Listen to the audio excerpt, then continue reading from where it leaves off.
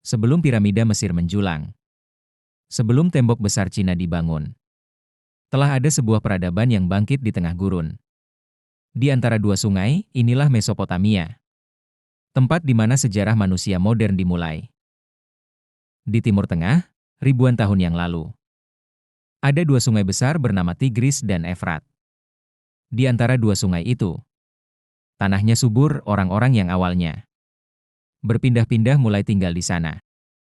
Mereka menanam gandum, beternak, dan membangun tempat tinggal.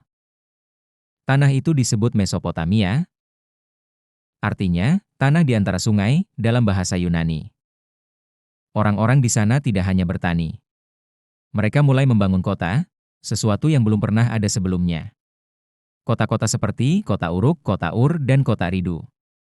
Uruk, kota yang mengubah segalanya. Di Kota Uruk, segalanya berubah. Penduduknya membangun zigurat, kuil tinggi yang menjulang ke langit sebagai tempat pemujaan kepada dewa-dewa. Kota ini memiliki dinding kota, sistem perdagangan, tukang, dan bahkan sistem pemerintahan. Disinilah manusia menciptakan sistem tulisan pertama di dunia. Tulisan pertama manusia, cuneiform. Tulisan ini tidak seperti huruf zaman sekarang. Ia berbentuk tanda-tanda. Paku yang ditekan ke tanah liat. Basah menggunakan stylus dari kayu. Namanya, cuneiform. Awalnya hanya untuk mencatat hasil panen atau pajak. Tapi lambat laun, tulisan itu menjadi alat untuk mencatat sejarah, hukum, dan kisah-kisah epik seperti Gilgamesh, pahlawan besar dari Uruk. Lalu datanglah para raja. Seiring kota-kota tumbuh, muncul sosok pemimpin. Salah satu yang paling terkenal adalah Sargon dari Akkadia.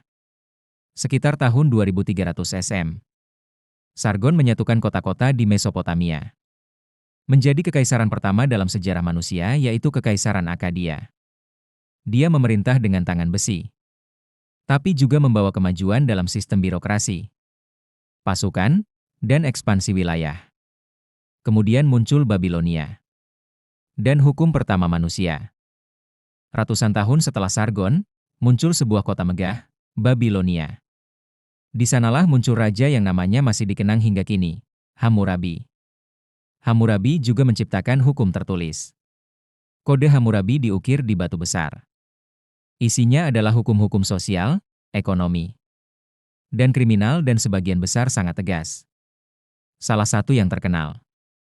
Jika seseorang mencuri, maka tangan kanannya harus dipotong, mata ganti mata, gigi ganti gigi.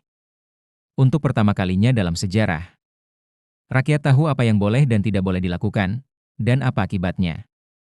Muncul pula bangsa Asyur, sang penakluk. Mesopotamia tidak hanya dihuni bangsa Sumeria dan Babilonia. Ada juga bangsa Asyur yang tinggal di bagian utara. Mereka terkenal dengan kekuatan militer luar biasa. Pasukan Asyur adalah yang pertama menggunakan senjata besi, kuda perang, dan menara pengepungan. Mereka membangun kota Niniwe, tempat berdirinya perpustakaan terbesar di dunia kuno, berisi ribuan tablet tanah liat.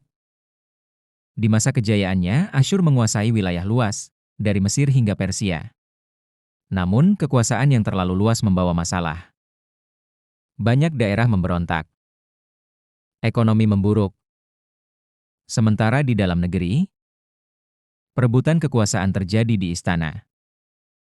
Setelah wafatnya Raja Asyurbanipal sekitar tahun 627 SM, Asyur mulai kehilangan kendali. Ini menjadi awal kehancuran. Tahun 612 SM. Koalisi musuh lama bersatu. Bangsa Media dari timur dan Babilonia baru dari selatan.